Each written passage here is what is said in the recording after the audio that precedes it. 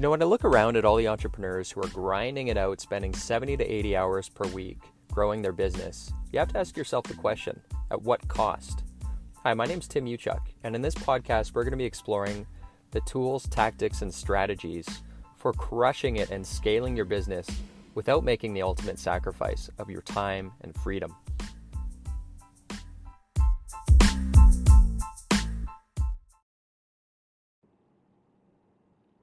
Hey, what's up, everyone? Tim Uchuk here, just in the middle of doing some errands, and thought I would jump on here and record a quick podcast episode for you from what is a gloomy day here on Vancouver Island, which I'm kind of enjoying. I'm used to. I know over in Edmonton, where the business is, it's starting to get a lot of snow and pretty cold right now, so I don't mind the clouds and the rain over on the coast. But today's episode is going to be a bit of a reflection. And I want to talk about the paradigm shift that happened for me that I think a lot of business owners need to kind of go through to shift from. I often talk about, when you're starting an airplane when you're starting a business, building a business, it's a lot like jumping off a cliff and building the airplane on the way down. And so it works. It works at first and by necessity because when you're starting out, you don't have a lot of capital typically and you're having to do a lot of the stuff yourself and figure out the rules and figure out the structure. And that's just the way of it. And the challenge and problem, again, for most business owners is that will get them to a point and it'll serve them until they get to a certain threshold of transactions where it starts to get a little bit complicated. And that's when you start to get team members on board and you've got people that are doing stuff that you used to do and they might be doing it different or they might not have all of the information that they need to do it, so they keep coming back to you, and all of these little challenges start to kind of amplify as your business grows, but you're still using that first iteration, that first airplane that you had built, a little bit of duct tape on the way down to survive that jump off the cliff.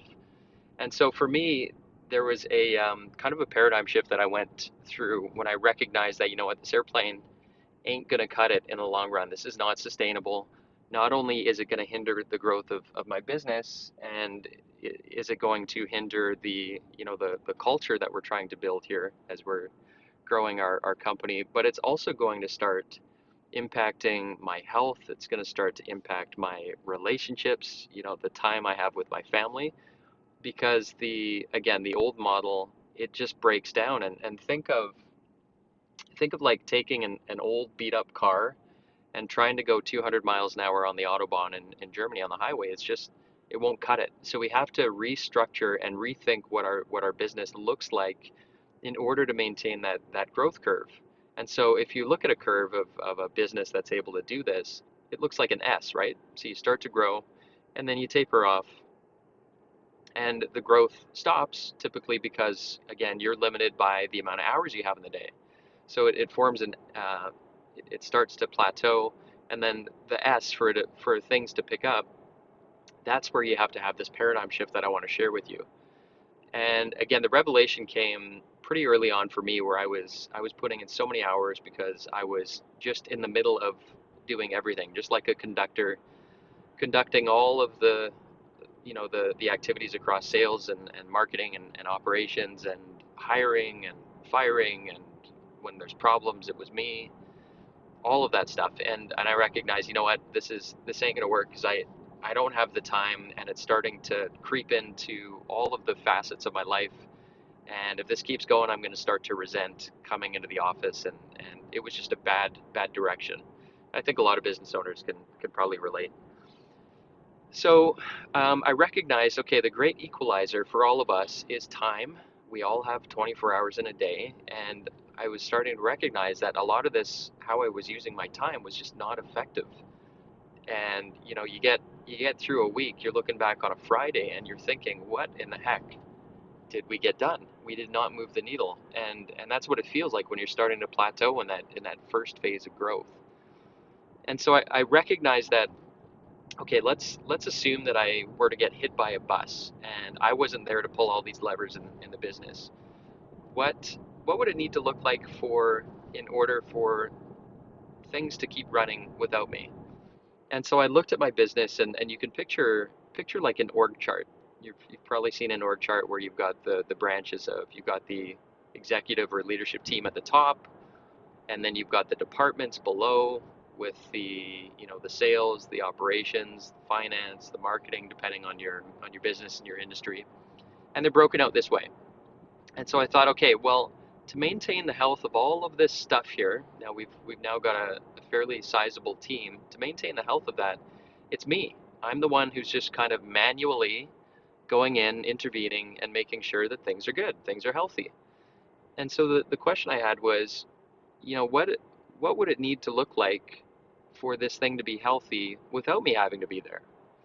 And that's where I started looking at this analogy, and I've been talking about this a lot in our coaching program, because it's a really important paradigm shift to have. Is think of your business as a system, because really that's all it is, right? Your business is a vehicle to deliver a result for a client, right? They've got a problem or a challenge. They come and see you. You fix that problem or challenge to deliver that result, and they compensate you in exchange.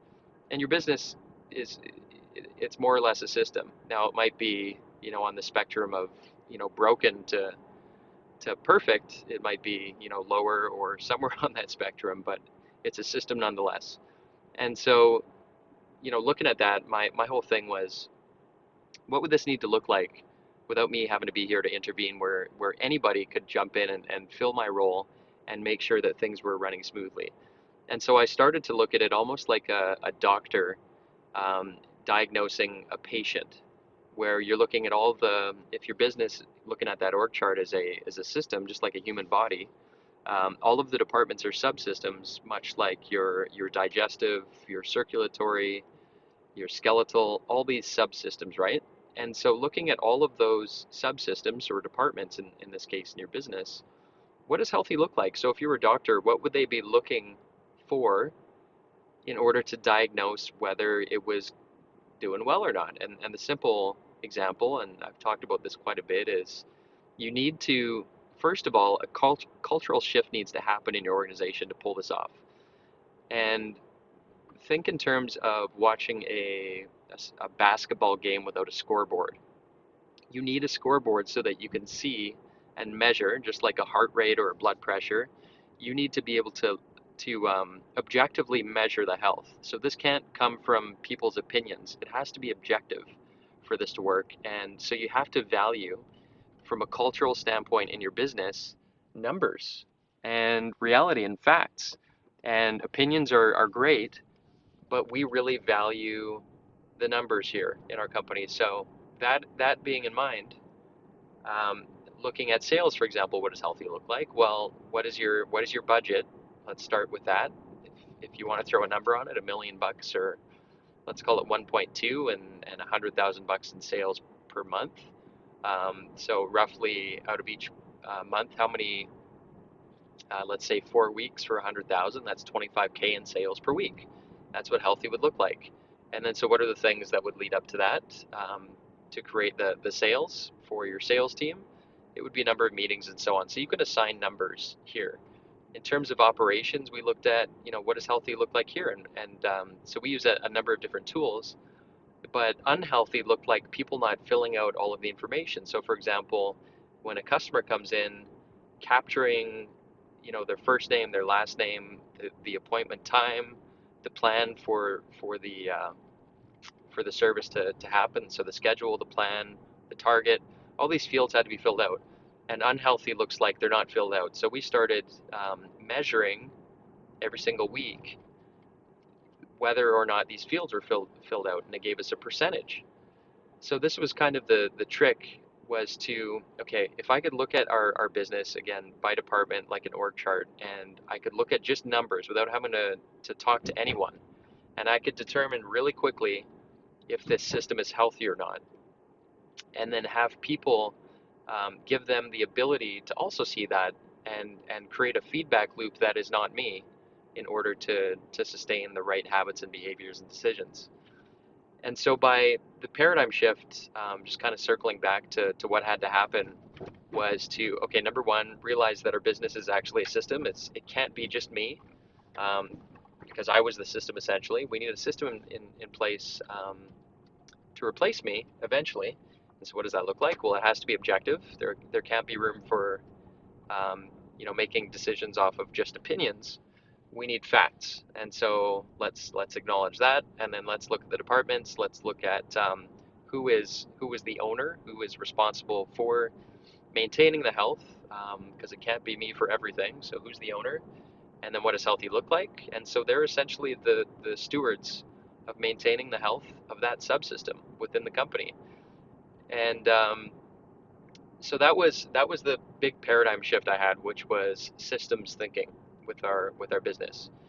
And then once that stuff was in place, getting back to the great equalizer of how many hours we have in a day, now I had to work on my own habits, because a lot of us, we're habit forming creatures. In order for me to not slip back to the old ways, I had to really get good at just organizing my time and prioritizing what I worked on.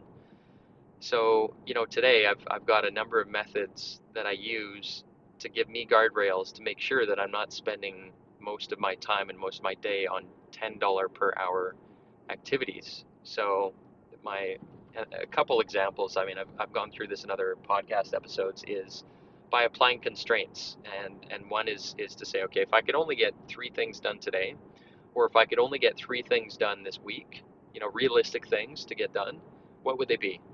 And if you're forced to constrain what you're working on, you're going to naturally come up with higher value activities. So that's one of the quick and easy constraints that you can apply in terms of better using your time. But in terms of the transformation, if you feel like you're stuck in that phase one and you're on the bottom of that S curve, this is the paradigm shift that you're going to have, and your team's going to have, and you're all going to have to buy into this. And it's very logical, right? If you want to have like a healthy business where people are empowered, eventually it's going to have to come in terms of, what does healthy look like? We have to agree on what that is, and that means we're going to have to be able to measure it.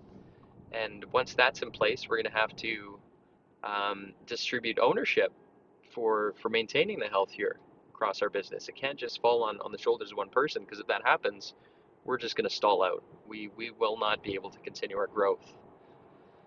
And so a bit of a story there, but it was this kind of paradigm for me, and that led to just putting all those puzzle pieces, accelerating that process to get them into place, and accelerate that process of distributing the ownership, holding people accountable. And by the way, it also leads to a fantastic culture, because our job, as I see it as leaders, is to help grow other leaders. And by helping them as a coach, to show them, here's what responsibility looks like. Here's what, it requires growth for them to dig in, be responsible. Think about like your first job. Maybe you had a job at a mall or something, and you get the manager, you get appointed manager. So you get the keys to the store, and you get to do the closeout and the training. I mean, this requires growth when people are expanding in their capabilities and their responsibilities.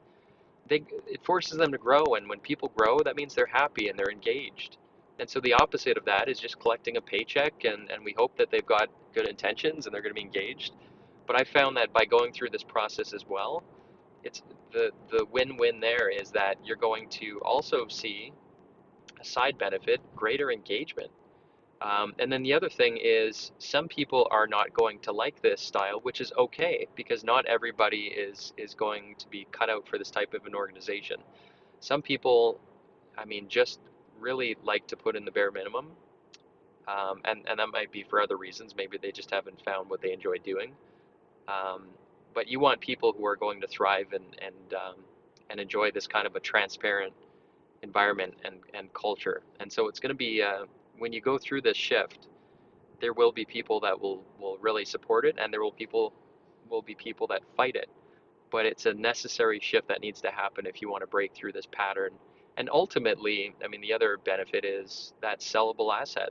If you have a business that is a system, and that system is separate and independent from the owner, think of the value there, in so many different areas, right? The value of your health, the value of the elimination of stress, the value to a potential investor.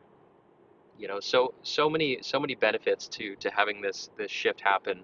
But I wanted to share kind of the process and evolution that I went through, and my kind of philosophy when it comes to setting up your business for success without you needing to be there pulling on all the levers. So a bit of a rambling story, but I hope it was helpful in terms of where you're at and where you might want to consider going in your business. So anyways, I am at my destination. Hope that was useful, and I will talk to you soon.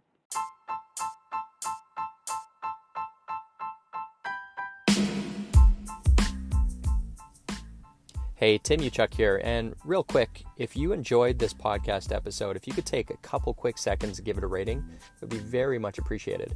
And secondly, if you're looking for more tools and strategies on how you can crush it in life and business, just head on over to bookwithtim.com, where I've put together a free case study which shows you how to unlock unprecedented freedom today by using the 2 power levers. Just head on over to bookwithtim.com. Until next time, wishing you success and freedom in your business. Cheers.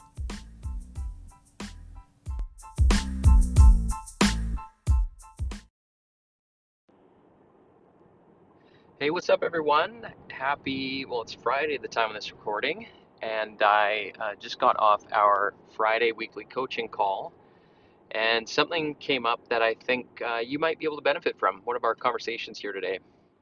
So I'm just on my way to grab some lunch, and then I'm going to work at a coffee shop this afternoon. And just to fill you in on, on last night in terms of timing, I don't know if you guys saw the Tesla. Elon Musk did a presentation on the Cybertruck last night, the Cybertruck, and it's got this like exoskeleton skin on it and is apparently impenetrable. It looks like something that would be belongs on the surface of Mars, but it's actually their truck, which is aimed to disrupt the pickup truck industry, the F-150 he called out several times. So if you haven't seen it, the Cybertruck looks pretty darn cool. So much so, I put down a small deposit on it last night. It's going to be out in 2022, I think. Anyways, if you haven't seen it, check it out. It looks very cool, and opinions are mixed as to whether it's a good looking truck or not, but it's definitely, the thing looks like it looks alien. So anyways, getting back to today's coaching call, what we discussed, and this particular client, they are a construction company, and they specialize in building like assisted living communities. So those big projects, retirement homes, assisted living, and that's kind of their focus. And they come in and they take on these massive projects. And so the challenge that we talked about, the focus, and I think it's probably one of the biggest areas that I think leaders and entrepreneurs struggle with, is letting go. And specifically in this role, it's letting go of some of the key areas that that he is the guy pulling the levers just to make sure that the business is moving forward cost effectively, the crews are safe, and so on. And the challenge is letting go and hiring his first leader who's going to be kind of running the show for these projects, which is going to save up his time for actually growing the business, getting out there and building the book of business for future projects and so on, which is where his time should be going right now. And here's the advice that I gave him in our coaching call today. And where I think most businesses get this wrong, this is a huge opportunity where if you just understand this one concept, I think it's going to be really, really helpful. So when it comes to communicating and articulating the responsibilities of a team member, it could be anyone in your business, right? Most coaches will tell you, most consultants will tell you that we got to focus on the results and start measuring your team. So for example, your sales team, give them targets for sales, targets for meetings, targets for quotes, and so on. Sorry, a phone call just came in. They stopped there, and this is where the problem really comes in, because you're almost opening the door to bad behavior. And this is where the biggest fear is. Even if the numbers look good, it's possible to get good numbers and still have risk when it comes to the behaviors not being met. So I'll give you an example. Let's say you've got a sales guy who's doing really well, but he refuses to use your CRM system, meaning that all of his meetings, all of his notes, all of your leads, right? That's your company's information. If they're not ever putting that stuff in, number one, let's say that they decide to take off, or they get hit by a bus, and you're left with putting together the pieces of the puzzle in terms of, okay, what deals was this person working on, and where are they at, and what's this person's telephone number. So that behavior could be missed if you're just focusing on the results, meaning how much are you selling and closing. So it's a huge risk. And so the right way to go about it is, yes, we need to focus on the results and the measurables. And so again, if it's in sales, you can measure how many meetings they're having per week, and sales. If it's another area of the business, say finance, you can look at your cash flow, your receivables, and so on, right? You can measure these results. Here's where the gap is. It's the behaviors. So you want to focus on the results, but of equal, if not in many cases more importance, is the behaviors. And I'll tell you what I mean. So the behaviors in that sales example that I talked about are filling out the CRM properly. So what does that mean? Well, we want to make it, I talked about this in a previous podcast. You want to make it as black and white as possible. Take away the gray. And this is where we document the process, is to say, okay, when we say um, utilizing the software properly, our CRM properly, it means always putting in the first name, always putting in the last name, always putting in the email, always putting in details around a meeting, so meeting notes, always having a next action. So you specify what it means. What does that behavior mean? And this is where you can document it and reference it, so that when you guys are having check-in conversations where you're coaching your team, you can point to the behaviors in their job description and say, when it comes to, we were talking, one of his fears was safety, right? So what are the results in safety are things like safety incidences, for example, right? The behaviors are things like onboarding. So everybody in the crew, 100% of the crew, before they even step foot on site, needs to be properly onboarded. So that's one of the behaviors. Another behavior is, filling out the paperwork, let's say on a daily, weekly basis. If there's safety paperwork, that's a behavior that should be their responsibility, and it should be communicated in that way. And I think, so what we're talking about here is probably one of the biggest gaps where people are afraid to let go, because they are hoping and that the person is just going to get it. They're just going to understand the behaviors that are wanted if they care enough.